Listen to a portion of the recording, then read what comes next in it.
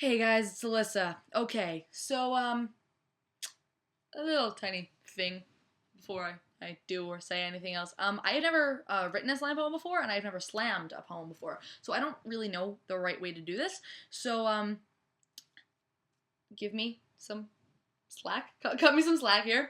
Um, um, I wrote this poem at 1 in the morning a few days ago, so I don't have it memorized. So I'm going to be looking right there. I have my phone taped to my screen, and when I'm like, if I am like this, I'm just scrolling down on notes because that's what I have it written on. So try not to make fun of me for that when I'm just like staring at my phone. But yeah, she got the show on the road. Okay, get in the zone. This is like my 9th time trying to do this in one take. It's really, really hard to do a slam poem in one take. What the fuck? Okay. Hmm. I'm 5 years old. My kindergarten teacher gives us a fun assignment and hands out white paper to all the kids in my class along with a box of colored crayons. She claps her hands to get us all to listen and tells us to draw a flower and color it in with a color that makes us think of love. She tells us to draw grass under that flower in the color of our favorite fruit. She proceeds to tell us to draw a sun in the corner of our paper and color it in with our favorite color. She wants all our drawings to look similar but different and showcase little tiny snippets about who we truly are. I love the idea and start coloring madly on my piece of paper. The color pink reminds me of love, and my favorite drink is orange juice. And although I've never eaten an orange, I assume that it's probably my favorite fruit. My beautiful pink flower stands out in the orange grass, and I draw a sun in the corner of my paper with my pencil. At this time in my life, I can't really decide whether my favorite color is blue or green, so I cut my sun in half. I color the top half blue and the bottom half green, and I hold my drawing in the air, yelling, "Miss M, I'm done."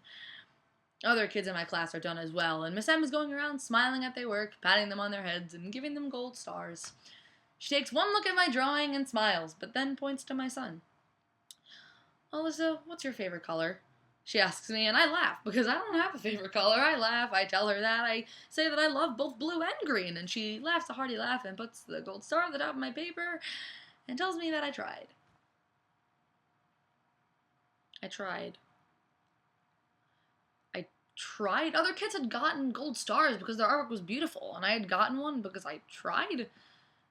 I have a 6-hour knot in my stomach, and I slump down in my seat. I grab the blue crayon and go over the green part of my sun with the blue. I bring my drawing back to my teacher again and ask her if it's better now, if now it's beautiful. She smiles again and tells me that of course she thinks it's beautiful and gives me an extra gold star. I'm 9 years old. I'm in the 3rd grade playing games at recess with my friends. It's finally starting to get warm, and the snow is finally starting to melt in windy New York. They're finally starting to let us out for recess again, and me and one of my friends are in a super rigorous hula hooping contest. One of the teachers is playing music out of a tiny speaker in the corner of the blacktop, and me and my friend will not stop hula hooping. Finally, the bell rings. It breaks both of us out of our trance, and we drop our hula hoops simultaneously. The teacher who was refereeing our contest yells out that it's a tie. Me and my friend are smiling because a tie means that we've both won, and we high-five and run to tell our own teachers about our really successful contest. But then I hear one of my friends make a sound of disgust and grunt under her breath about how ties suck and how there has to be one winner. I'm confused because I think ties are supposed to be a good thing and that 2 winners are better than 1, but I learn again that that's not the case later in the year.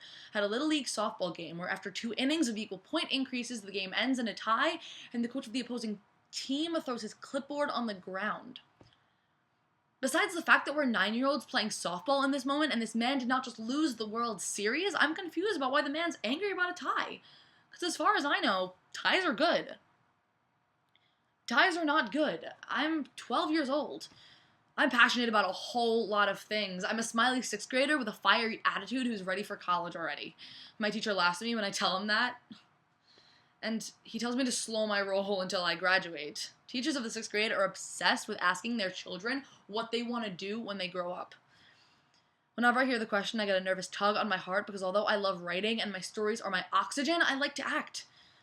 I love the idea of being able to play and pretend to be someone I'm not. I can't choose what I want to be when I grow up, and I know from experience that it's not a good thing to like 2 things. So when my 6th grade teacher pulls me up to his desk to ask me what I want to be when I grow up, I mumble out my answer. He wants me to speak more clearly, so I say a writer and an actress. and he just smiles and tells me that I have to pick just one. I mumble out actress because A comes before W in the alphabet, and for a few months, the writer in me dies. My writer's block is like a brick wall in front of me. I abandon every story I write after I get through one page, and I feel like a failure. I should have learned my lesson. You can only like one thing. I'm 14 years old. I've finally gotten over a boy that I've had a crush on for 5 years. He had always been intimidated by me and broke off our friendship after I told him that I had feelings for him. Losing him as a friend had broken my tiny 10-year-old heart, but realizing that he wasn't the boy for me made me feel better than anything. When I'm in 8th grade, I develop a new crush that starts out really small and that I try to deny for as long as I physically can because I think I might have a crush on my best friend. But that definitely is not a good thing because my best friend is not male.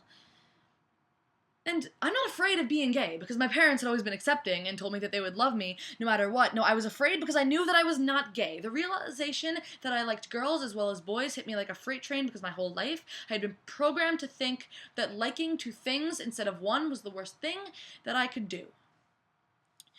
Because in the world that we live in today, children are assumed heterosexual and cisgender the moment they come out of their mother's womb because they sell onesies for infants that say ladies' man and assume that just because this baby is born with a penis that he is a man, and just because this child is male that he will eventually love females, because if I am assumed heterosexual until I say otherwise and hold hands with a girl walking down the street, I'm gay now. Because if I were to ever be seen in the future by the same person who had seen me holding hands with a girlfriend and now I have a boyfriend, they would stare open mouthed because I'm supposed to be gay. How the hell am I holding hands with a man? Because in this world today, when someone asks you what your favorite thing is, you better not ever reply with 2 things. Because in this world today, a tie is the worst thing that can happen in any kind of sports event. Because in this world today, college students who double major are seen as crazy. And as a high school student, you better just have one damn career path that you're going down. Because in this world today, you have to be either hetero, straight, or homo gay and fit every single stereotype of said sexuality. But let's not forget that this is the same world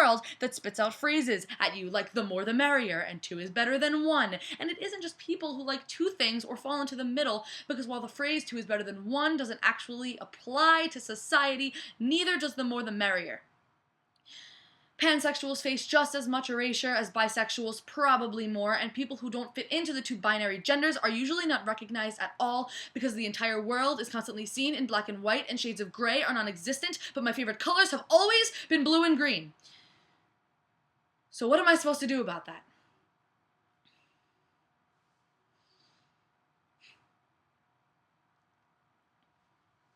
Holy fuck, I did that in one take! Yes! Holy shit.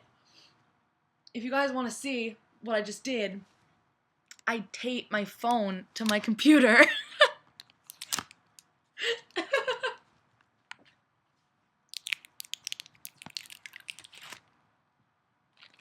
Tape my phone to my computer.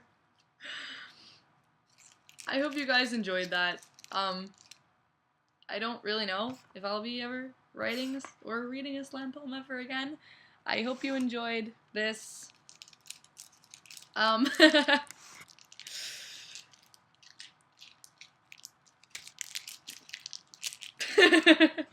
don't know what to do now. I hope you enjoyed the slam poem. And hopefully I'll see you next time, if I ever do anything ever like this again.